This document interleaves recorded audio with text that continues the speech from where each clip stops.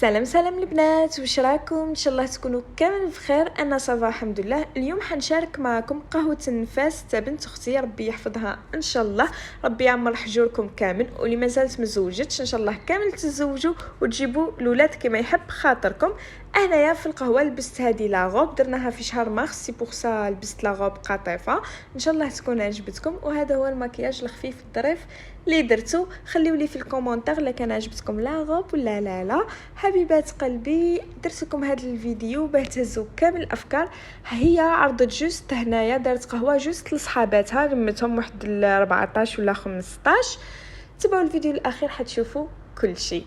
هنايا درنا غريبيه، ودرنا الكاطو هذا تاع الشوكولا، وتان درنا دي موديل اخرين كيما البقلاوه والمقروض وطمينه اللوز، وهذا الموديل اللي جاي باللوز ولا بات ا سكر،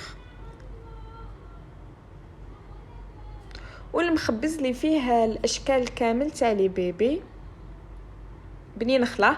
الكاطو هذا كومونديناه عند وحده، ديرو يهبل لي يهبل.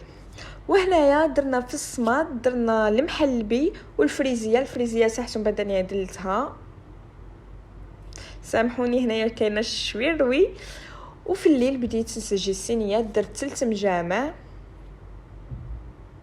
وبيان سور من درنا البسيسه وكامل. وفي الصباح شحرت المقراض وسجيت الصينيه ودرت لهم البسيسه، وحطيت الكونفيتور، هذا الكونفيتور تاع الكيوي. بعد ما شربوا لاتاي والمكسرات وسقهواو، حطينا لهم الصماط. في الصماط حبيت نزيد معاه لاطاخت، درنا لاطاخت، دارت حاجه خفيفه لصحاباتها، وكل وحده واش تحب دير. ان شاء الله عجبكم الفيديو حبيباتي، وربي يرزقكم كامل. سلام.